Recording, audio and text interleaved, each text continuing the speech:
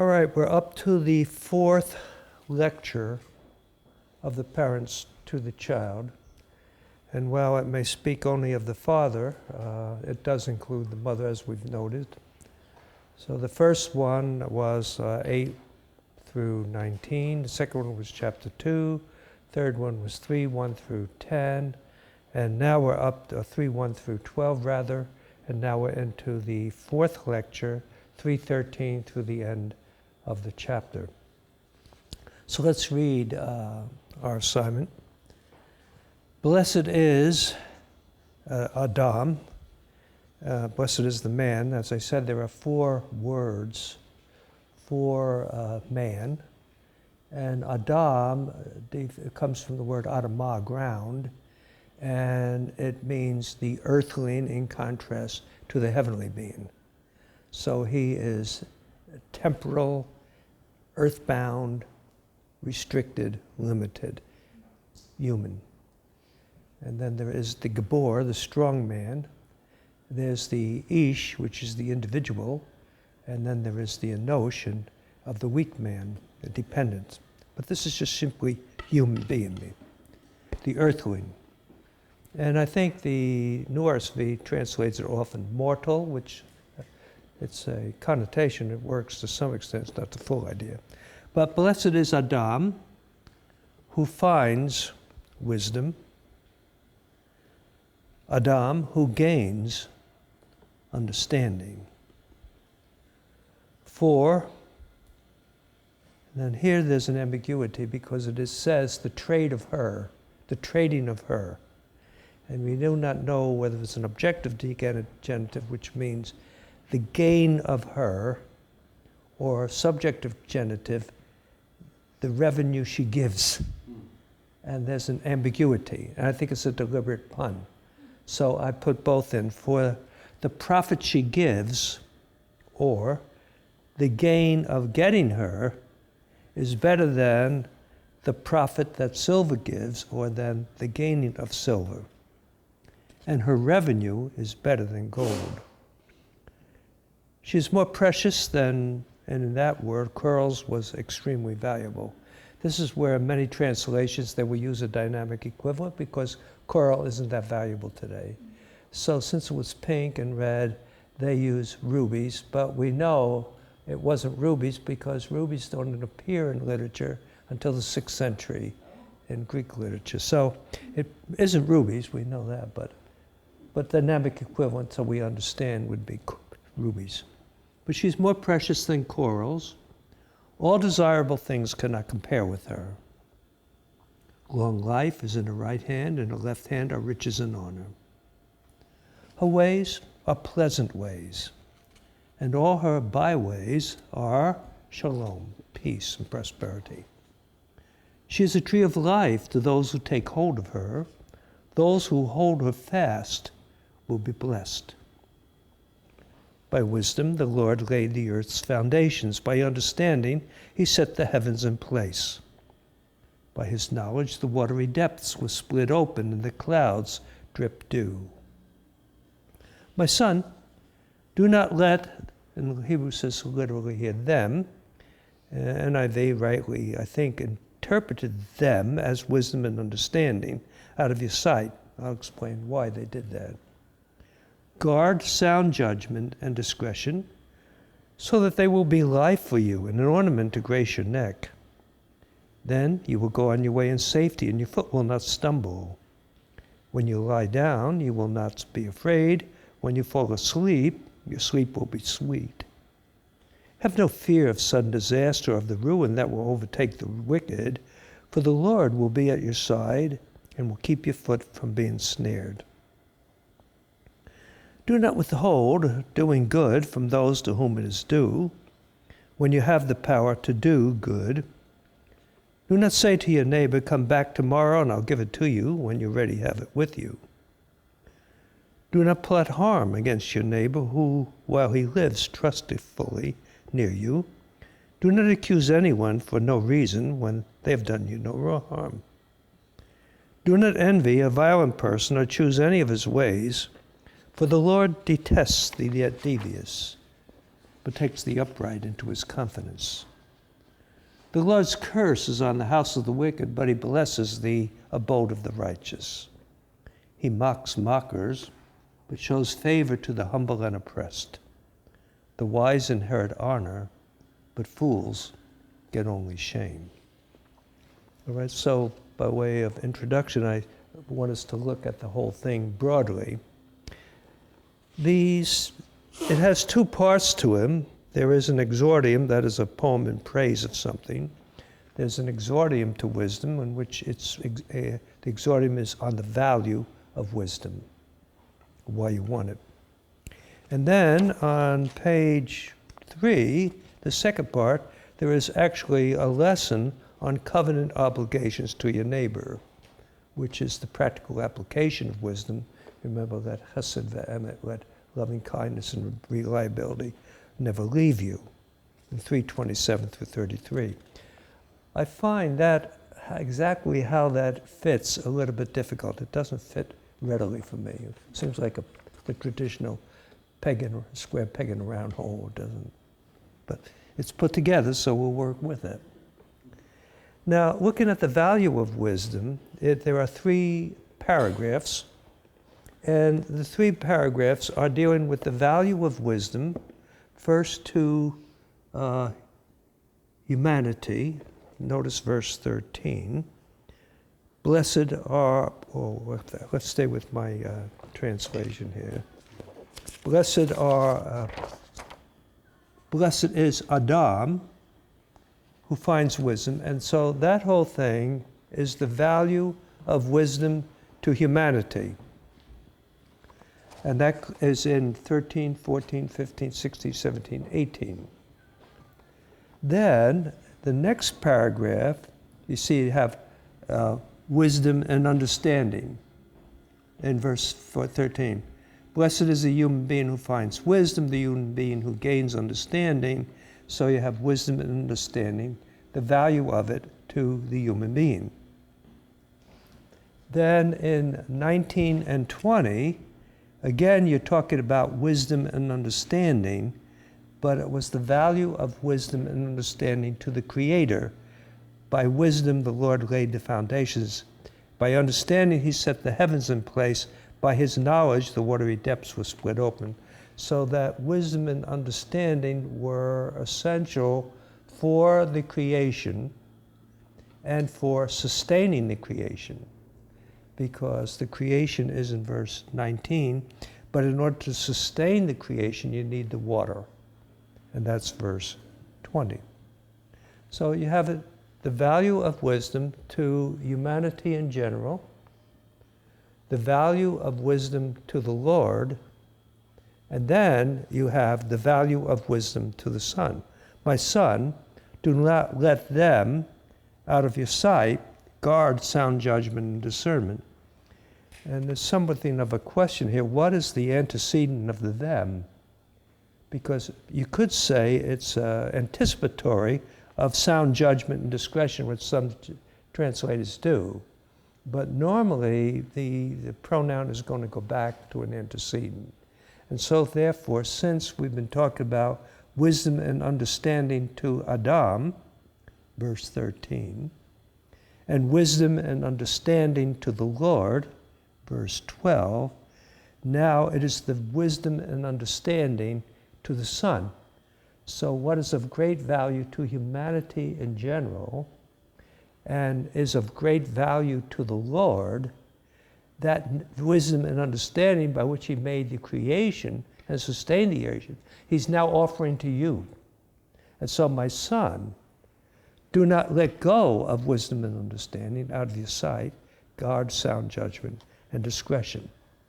So I put in your notes, you can see here the value of wisdom to Adam, the value of wisdom to the Lord, and then on page 3, the value of wisdom to the Son. So that's the broad outline before the lesson itself. Any question? You can see the paragraphs.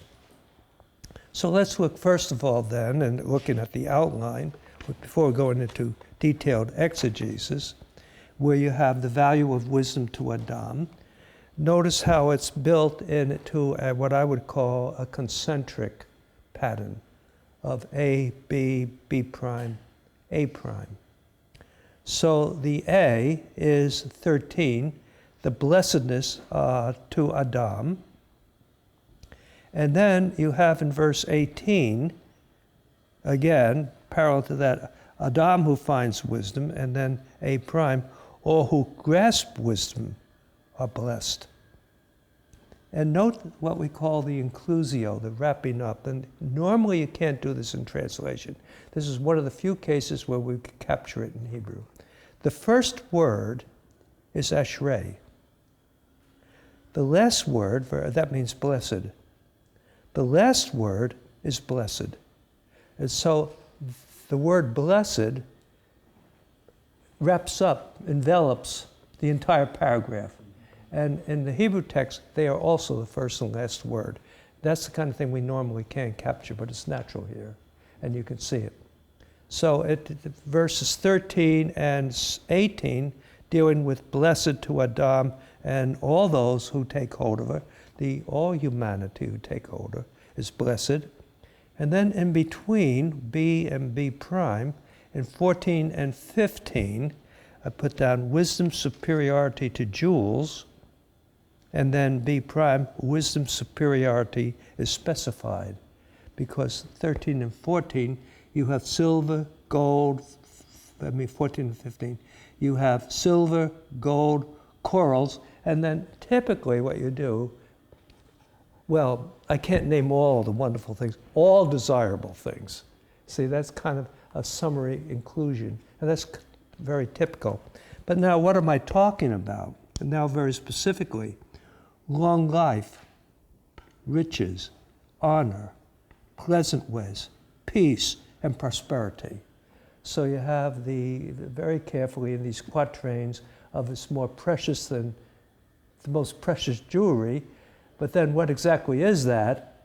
Well, you have a long life, hospitality. You can see where this is added to the preceding poem, which had just promised you pleasant ways, peace, and prosperity.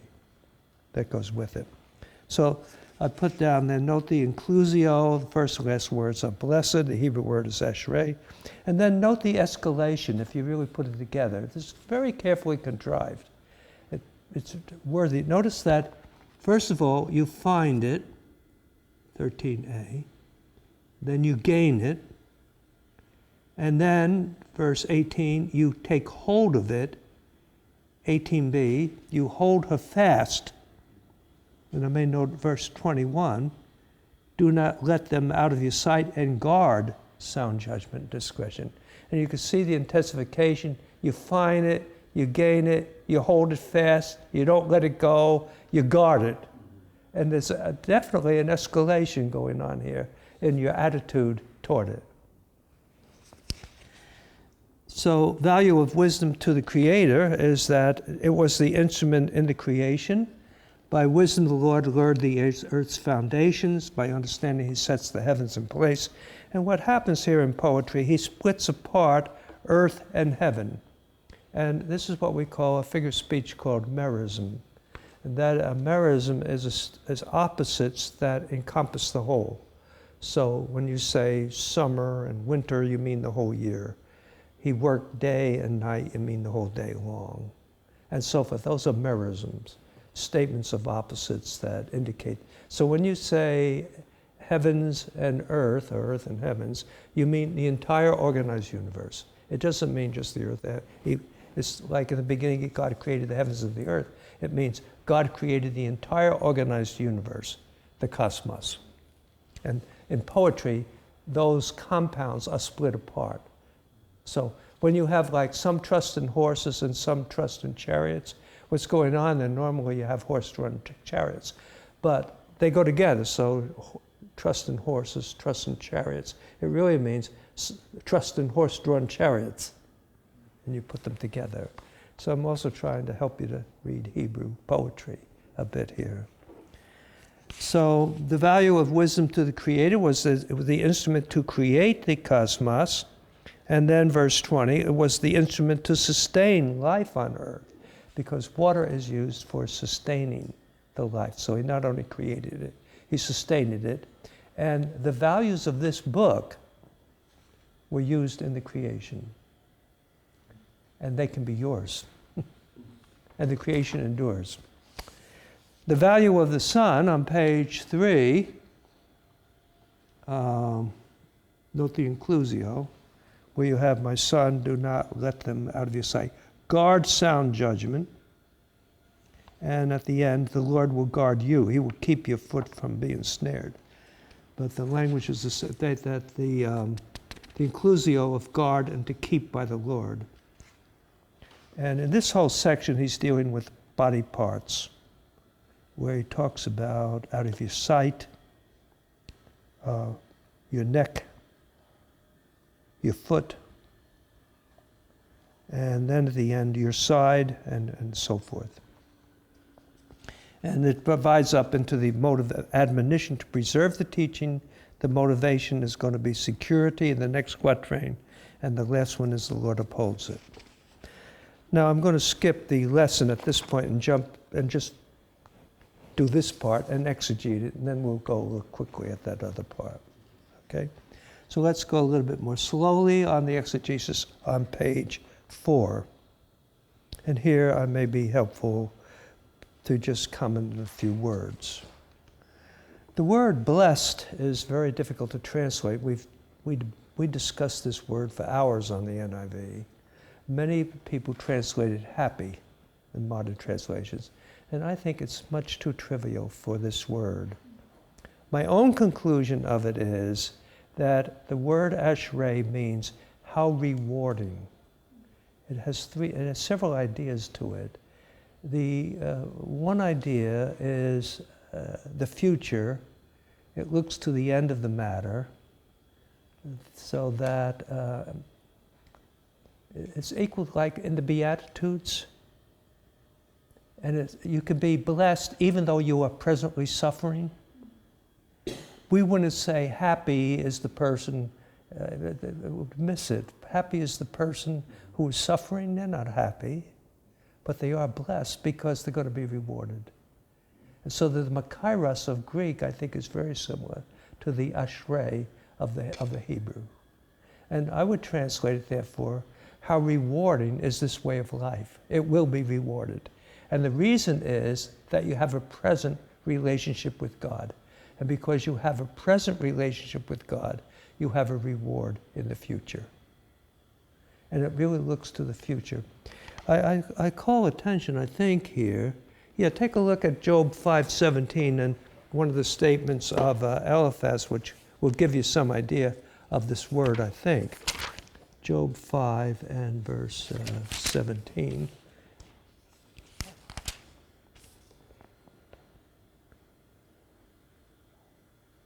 Yeah. Blessed is the one whom God corrects, so do not despise the discipline of the Almighty.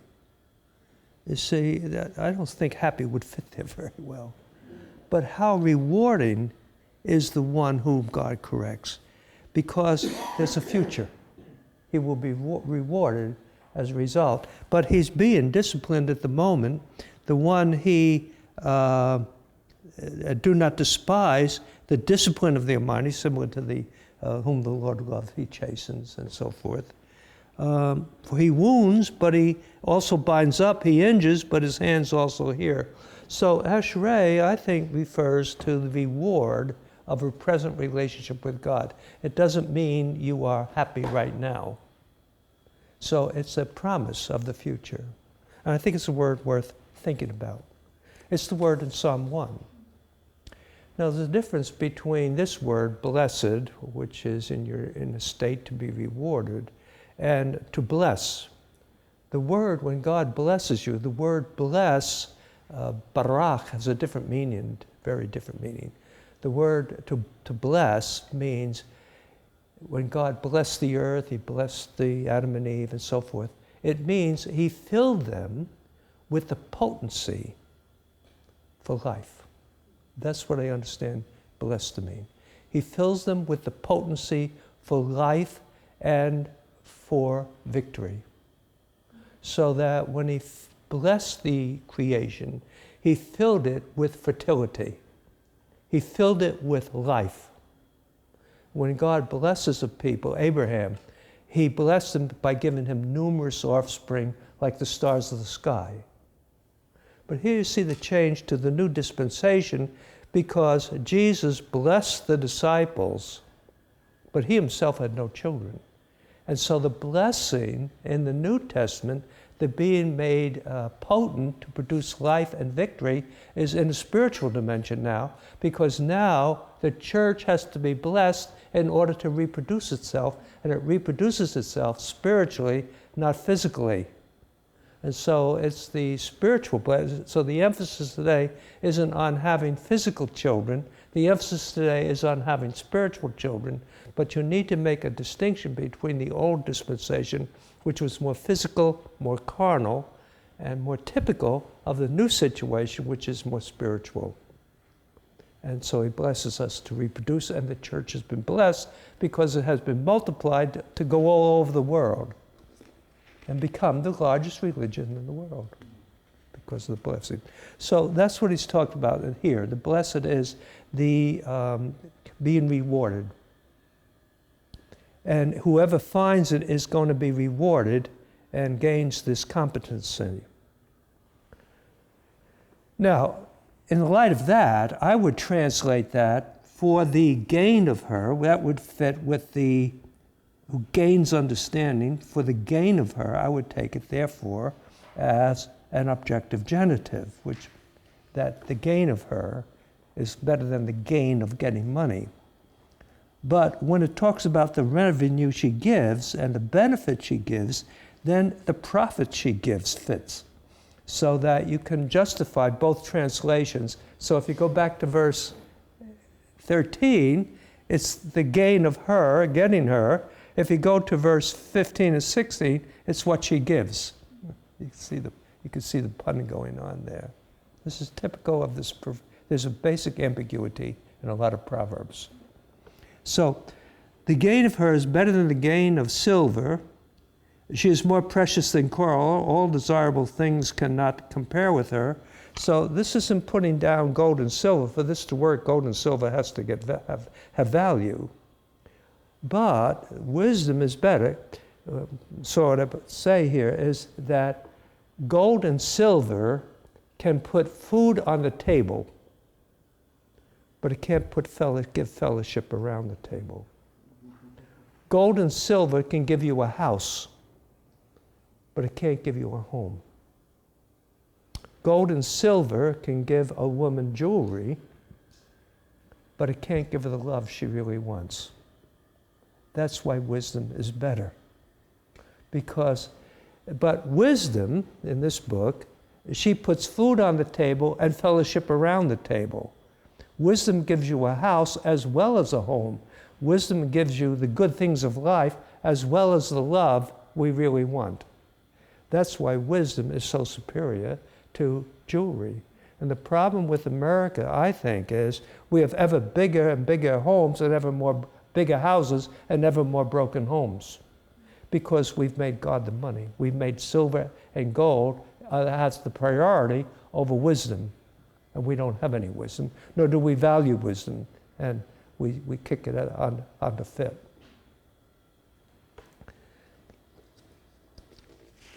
I comment here also that you find it means diligent search. We talked about it.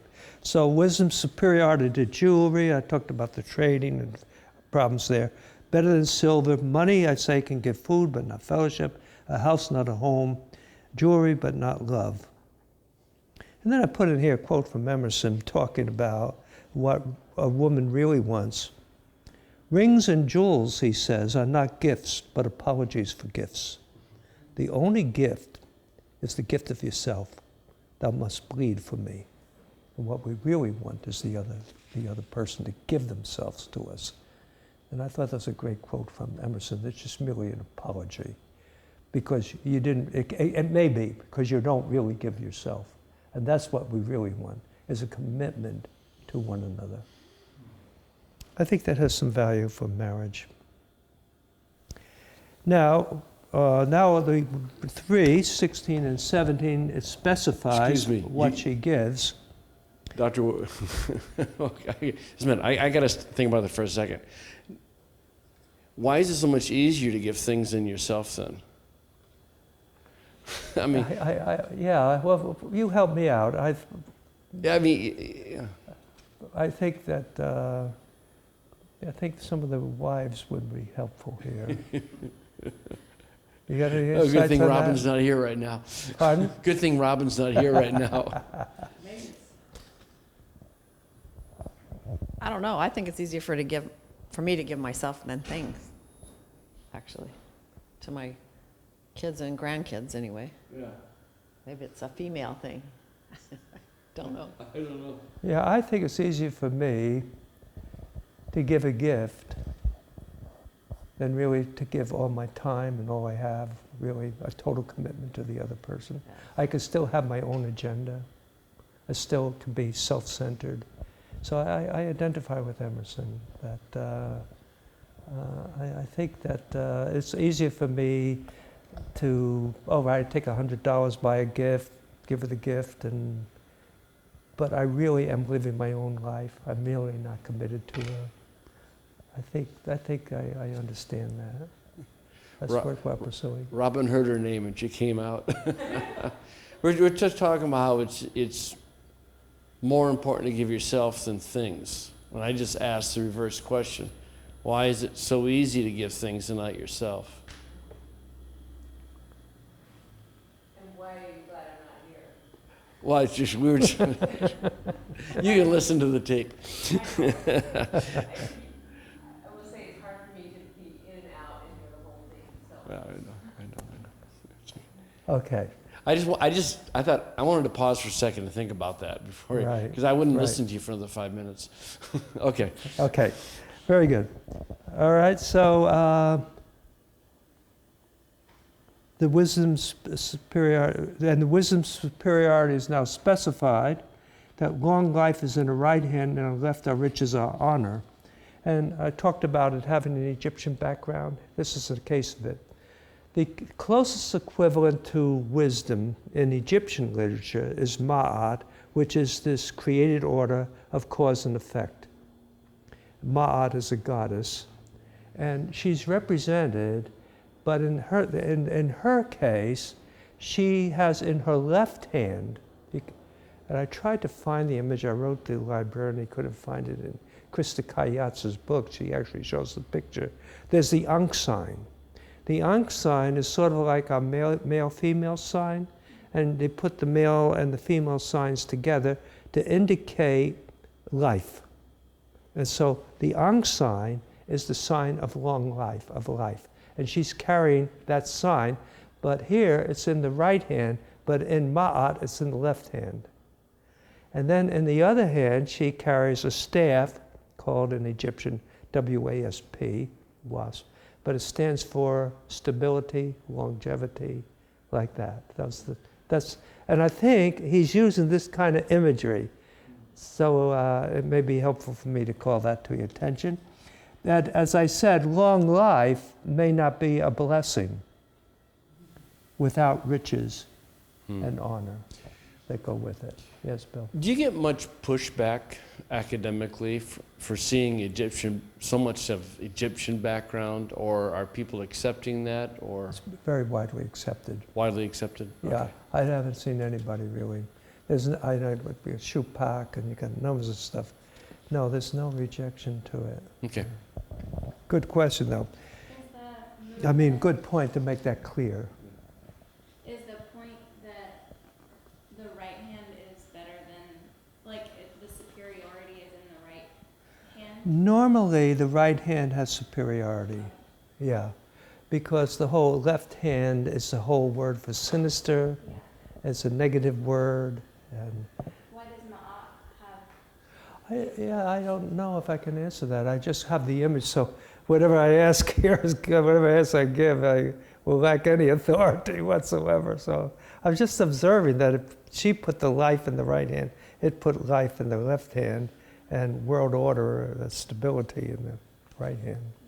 Interesting.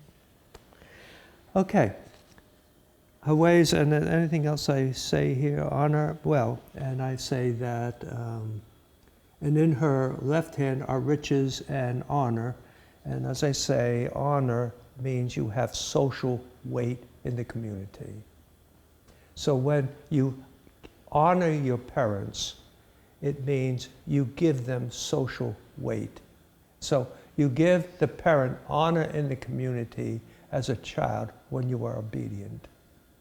You give the parent honor in the community in Matthew 15 when you give them, you support them and take care of them and you honor them because now they have esteem and value. So I think it's worthwhile. See, the word honor, kavod, is related to the word for liver, kaved, because the heaviest organ in the body is the liver. It's the kaved means to be heavy. So if you have heavy, then out of that comes the idea of weight, and out of that comes esteem. This person has weight, or it has gravitas.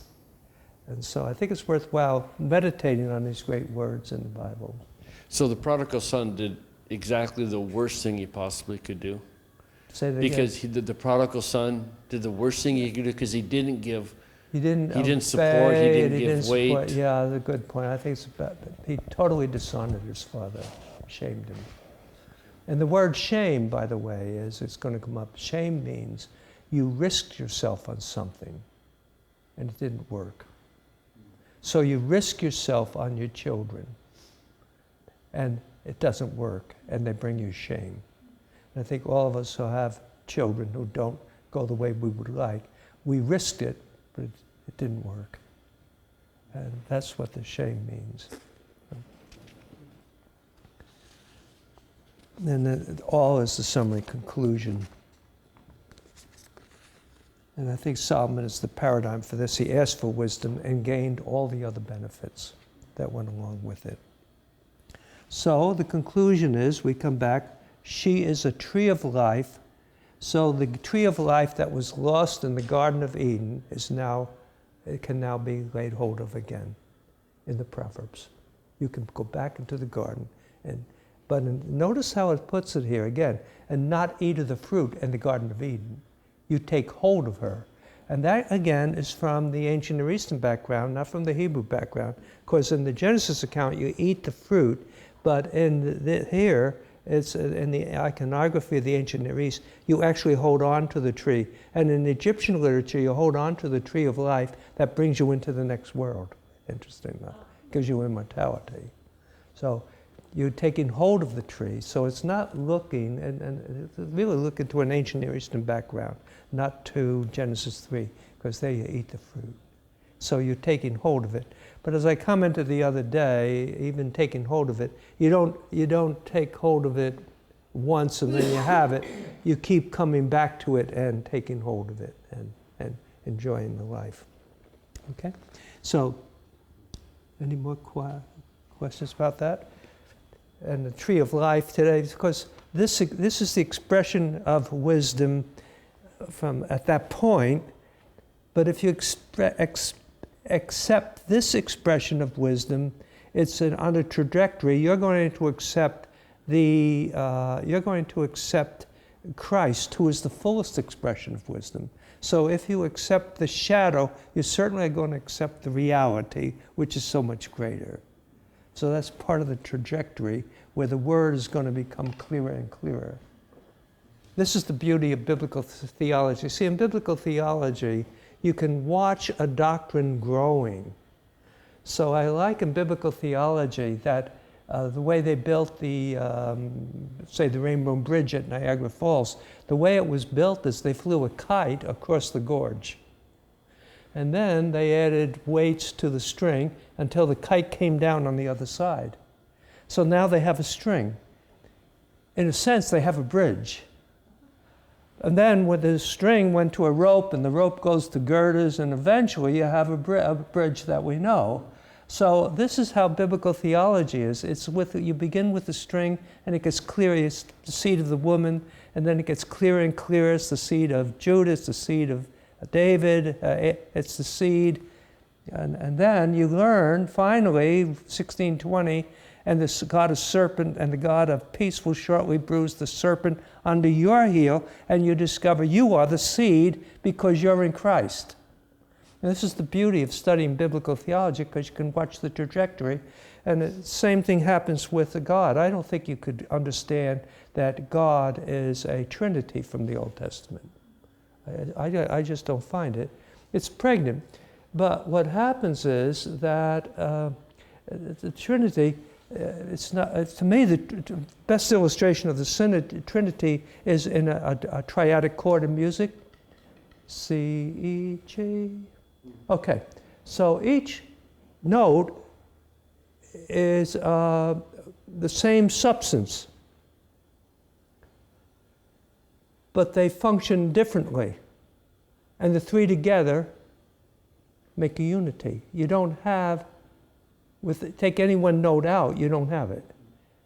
I can't picture the Trinity, can't picture it, but I can hear it in a triadic chord. So what's happening, as I see it, in the revelation of God, who is I am, his name Yahweh means I am. He's the eternal one. He's going to make himself known. But as it develops, we become aware that this God, this Yahweh, is a triadic chord of Father, Son, Spirit. And so that becomes now clear. Part of the problem interpretation then you have is, do I interpret on the historical level or do I interpret on the canonical level? Well, I want to interpret on both levels. I want to watch the doctrine growing. And I think this ties a little bit in with Terry, that I would have annihilation, but I see the doctrine developing a little bit more clearly in the New Testament. Okay? So, now, the value of wisdom to the Lord in the creation. By wisdom, the Lord laid the earth's foundation. By understanding, he set the heavens in place. And wisdom overcomes chaos by separation, demarcation. And wisdom is to separate yourself from the wicked man or the wicked woman. And you have to make separation. It entails making boundaries, for example.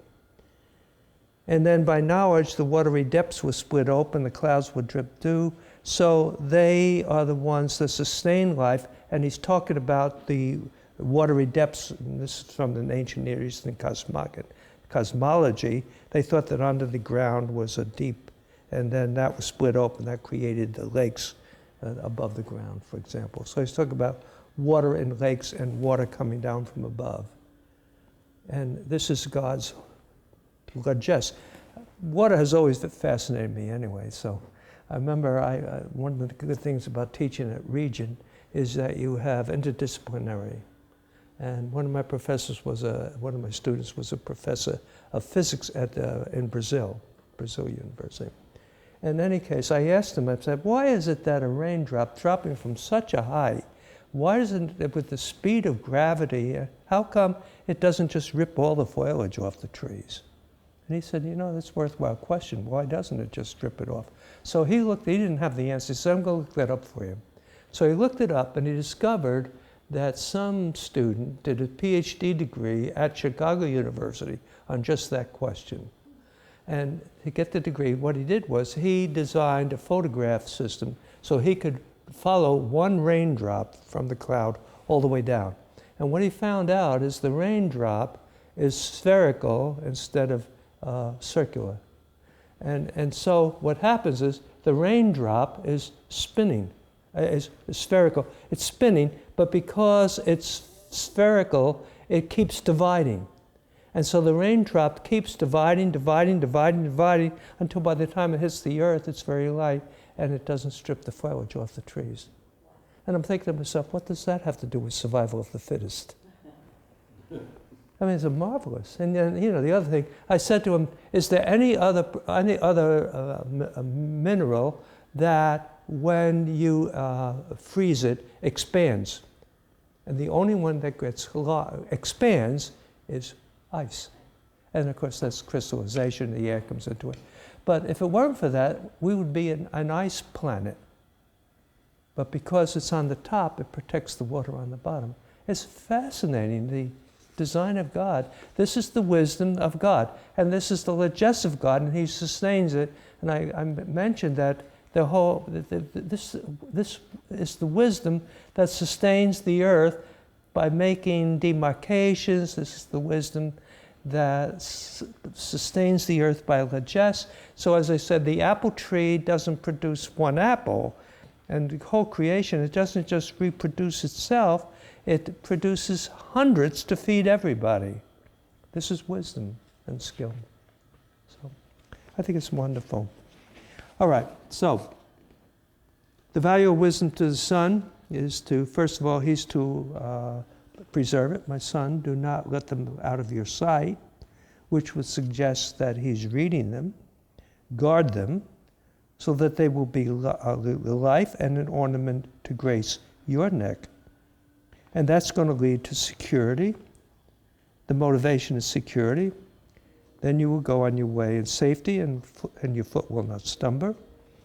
And when you lie down, you will not be afraid. When you fall asleep, your sleep will be sweet. And the point of it all is that the Lord upholds it. Ultimately, there is not some inexorable destiny that this is going to work. That is to say, this cause-effect isn't something within the creation or within the order. It only works because the Lord upholds it. He makes it work. So I'm not trusting in some impersonal order of things that this is the way it is. My hope is in God who sustains this. And I think that's very important with ascending. For the Lord will be at your side, and he will keep your foot from being snared. The next one, I don't know if I want to spend more time on the lesson that follows, but just a few comments here may be worthwhile. And the first one deals with 27 through 30. It deals with a good neighbor, needy neighbor, trusting neighbor. These are good neighbors that we're dealing with. And in the first one, he's saying that you should take care of a good and needy neighbor. So he says, do not withhold good. So that must mean material good. Do not withhold good, which means the neighbor has need of it. He says, when it's in your power to do good, do not say to your neighbor, come back and I'll give it to you tomorrow. So in other words, the neighbor has a need. He has a need of your good. Do not withhold good, and the Hebrew says, from those who own it. Ambiguous. Now, it can't be that the neighbor owns material good, because otherwise he would have no need. So I think what he's saying, do not withhold good from the morally good. That's the only way I can make sense of it. That's why in the NIV we translated it from those to whom it is due. That it is due to them because they are morally good. But when you have the power to do good, in other words, you do not go into debt to do good. This is the problem, I think, in American economics. We go into debt in order to do good. That's not what the Proverbs say. You do not go up surety for your neighbor. You only do good when you have the power to do good, is the way I would understand it. And do it immediately. Do not say to your neighbor, come back tomorrow and I'll give it to you, when you already have it with you. And then you deal with the trusting neighbor. Do not plot harm against your neighbor when he lives trustfully near you. Do not accuse anyone for no reason when they have done you no harm. And when I lived in Vancouver in a condominium, I was chair of the council, taking care of it. And what amazed me was the way the neighbors backbited one another, gossip, with no good reason. But there was constant fighting going on amongst the people. Then he talks about the violent person, verse 21, and I comment on that. Violent, this is on page 27. The violent is the Hebrew word Hamas. We've all heard of Hamas. in Palestine. That means terror, violent.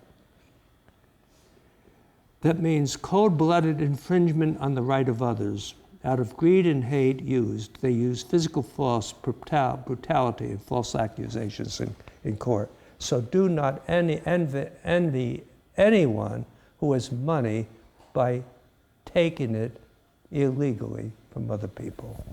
Does this come into modern Hebrew? Pardon? The definition of Hamas? Yeah. Wow. For the Lord detests it.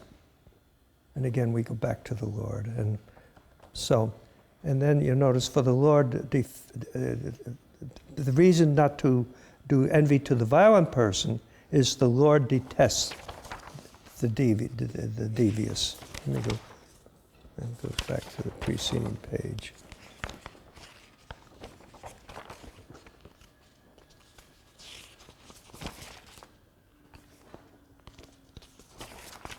Where does this all get to anyway? There it is, back on page 2. But he takes the upright into his confidence. The Lord's curse is on the house of the wicked. So as blessing fills with the potency for life, the curse is sterility and death, the exact opposite. It doesn't reproduce, it doesn't prosper, the curse is there. And then we have against the mockers. But the Lord stands behind this moral order. All right, I'm going to end that, treat that more lightly here, and we'll go to the next. I'm going to skip now the 3 lectures in chapter 4. And we're going to go to, there are now 3 lectures, 5, 6, and 7, that deal with the wicked woman. Let's read it first of all. My son, pay attention to my wisdom. Turn your ear to my words of insight. It sure reminds me of Deuteronomy 6, where it says, repeat it. Teach it with a, actually, when it says teach it diligently, the Hebrew has teach it with a bite. It's your name. Pay attention to my wisdom, turn your ear to my words of insight, that you may maintain discretion, and then notice your lips may guard knowledge. So how in the world do lips guard knowledge? You see, that must be a figure of speech. And I think the lips refers to the Proverbs, the speech. So you have all of these Proverbs on your lips, and therefore you can resist the lips of the adulteress because you have on your lips the word of God. For your lips may guard knowledge. For the lips of the unchaste wife drip honey. Her palate is smoother than oil. But in the end she is bitter as wormwood, sharp as a double-edged sword. Her feet are going down to death. Her steps lead straight to the grave. She gives no thought to the way of life. Her paths meander aimlessly, but she doesn't know it. Now then, my sons, listen to me. Do not turn aside from what I say. Keep to a path far from her. Do not go near the door of her house, lest you give your splendor to others and your dignity to one who is cruel, lest strangers feast on your strength and your toil enriches the house of another. And at the end of your life, you will groan when your flesh and body are spent. You will say, how I hated instruction, how my heart spurned correction, and I would not obey my teachers or turn my ear to my instructors. I was soon in serious trouble in the congregation and assembly. Drink water from your own cistern, running water from your own well. Should your springs overflow in the streets, your streams of water in the public squares? Let them be yours alone, never to be shared with strangers. May your fountain be blessed, and get pleasure from the wife of your youth. A love-making doe Actually, this is a case again. Oh, I did translate. This is the Hebrew. A love-making doe, and it's very little, a graceful mountain goat. So may your wife be like a mountain goat. A bit unusual, yeah. May her breasts drench you at all times. May you be ever intoxicated with her caresses. Why, my son, be intoxicated with an unchaste wife? Why embrace the bosom of an unfaithful woman? For a man's ways are in full view of the Lord, and examines all his paths. His evil deeds will ensnare him. With the cords of his sins he will be held fast. For lack of instruction he will die, led astray by his own great folly. So, first of all, then, I divide this lecture, this sermon, into 3 parts. There's the introduction, verses 1 through 6, and then there is the main lesson. And then, after the main lesson, there's the conclusion that the Lord upholds the moral order. So at the end of each of these poems, it's not some inexorable reality independent of God, it's because God stands behind it. So that is, yeah, I'll let it go at that. So the introduction deals with first 2 verses, the address, the aim, the admonition, and the motivation. And then the lesson falls into 2 parts, really. It's the folly of adultery in 7 through 14, and the wisdom of marriage in 15 through 20. And the folly of adultery is it's going to lead to social economic loss to foreigners. That's 7 through 10. And it's going to lead to social economic loss within your own community. And the wisdom of marriage is the admonition to have the privacy of marriage, And then you have the Father's prayer. And I've never heard a prayer like it. The prayer is, may your wife be really sexy. That's the prayer. You don't usually hear that prayer. It's an unusual prayer. And then the conclusion, the Lord upholds the moral order. So now on page 3, the introduction, dealing with the address and admonition, when he says, my son. So the question is, how old is his son at this point of marriageable age? And I give you what data I know is that Josiah and Amnon marry at the ages of 14 and 16. Egyptian girls married at the age of 12 and the boys at 15. In the Avot, Pirkei Avot, he advises marriage at 18. And this is the age when biological drives and social responsibility conflict. So I take it he's of marriageable age and well beyond puberty.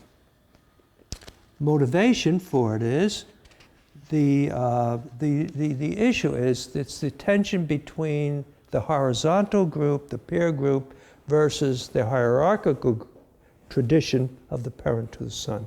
And the son is at that pivotal point when his drives are the strongest, and he has to choose whether to submit to the teaching or he's going to give in to his passions in the peer group. When it says your lips, may your lips and palate, I think they refer to speeches. And we're going to say more about that. And it's smoother than oil. In other words, we'll look at chapter 7 to get a picture of what that is. But in the end, it's wormwood. Now, I broke here because to get a picture of what she's like and what she says, I thought it might be worthwhile to turn to chapter 7. And I'd forgotten I haven't given you chapter 7 in your notes, so you're going to have to turn in your Bibles to chapter 7. And here we have a picture of her smooth words. My son, keep my words. Store up my commands within you, which means to memorize them. Keep my commands and you will live. Guard my teachings as the apple of your eye. Bind them on your fingers. Write them on the tablet of your heart. Say to wisdom, you are my sister. And to insight, you are my relative. They will keep you from this adulterous woman, from the wayward woman with her seductive words. Now he gives us a scene. At the window of my house, I look down through the lattice. Notice the scenic depiction. He is from above, and he's within one worldview, and looking out, he's seeing a whole nother worldview. And you see the distance between them, and he's looking down on it. It's very powerful. I saw among the uncommitted, among the young men, a youth who had no sense. He was going down the street near the corner, walking along. The word here, tza'ad, as I said, is a bit strong, kind of marching along pompously. But he's deliberately going into the red light section of the city where he shouldn't have gone. So he's going down the street near her corner, walking along in the direction of the house. And again, the scenic depiction of it, it's night, at twilight, as the day was fading, as the dark of night set in. Now the encounter.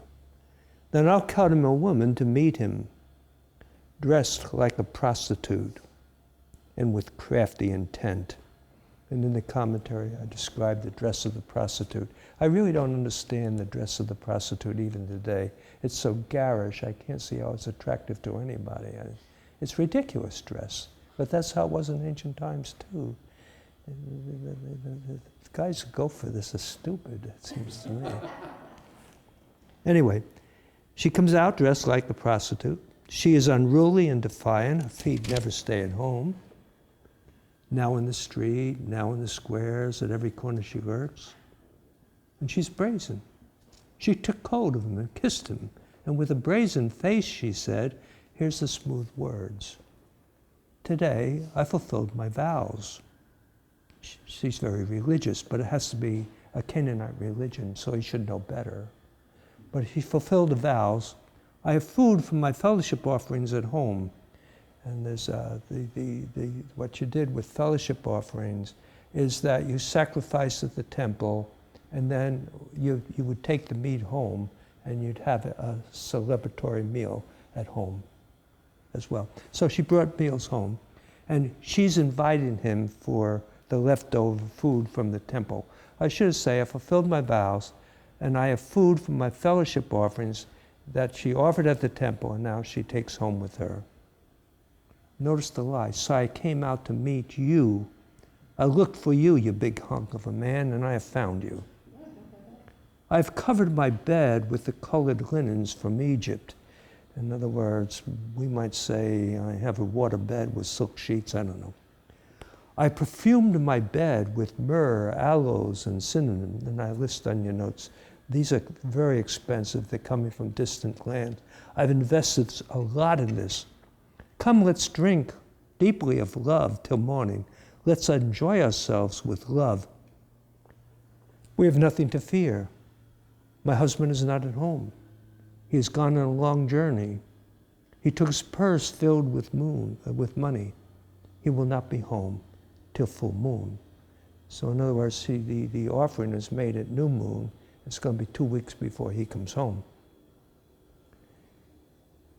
So he should know, just by what she's saying, that she's not faithful. You can't depend upon it, because she's not faithful to her husband. With persuasive words, she led him astray. She seduced him with her smooth talk. All at once, that is to say, he thinks with his glands and not with his head. So all at once he followed her, and he's like an ox, the king of domestic peace, going to the slaughter. He's like a deer or stag who's so graceful, stepping into a noose till an arrow pierces his liver, and is also fast as like a bird darting into a snare, little knowing it will cost him his life. Now then, my sons, listen to me. Pay attention to what I say. Do not let your heart turn to her ways, stray into her paths, Many other victims she has brought down, has slain like a mighty throng. Her house is a highway to the grave, leading down to the chambers of death. Okay, so that, in your notes on page 3, I put it as an excursus of the unchaste wife, the typical introduction, the lesson, which includes the encounter, the smooth talk she has. I fulfilled my vows, I have food, I have fellowship offerings, meat left over. I looked for you, and in other words, appealing to his pride. So all of this is the lust of the eyes, the lust of the flesh, and the pride of life. I look just for you, and I want to invest all this in you. I prefer my bed with myrrh, aloes, and cinnamon. This is very expensive. The myrrh is the balsam tree of South Arabia or Africa. The aloes are the eaglewood tree of Southeast Asia or North India. The cinnamon is the cinnamon tree of Sri Lanka. So this is very expensive stuff from overseas. And she's invested it all in this one night of pleasure. My husband is not at home, so she almost implies she cannot be trusted. And here we have Satan's liberal lie. You will not die. And that's Genesis 3. That is the liberal lie is there's no judgment. There's no eternal death. That's the lie. The fall all at once, as I say, thinks with his glands. He's like an ox, the king of domesticated animals. He's like a stag, handsome. He's the liver, that is the seat of life. And it's like a bird of the speed. And then you have the conclusion is that the Lord will uphold this moral order. It's the fear of the Lord, ultimately, that holds us.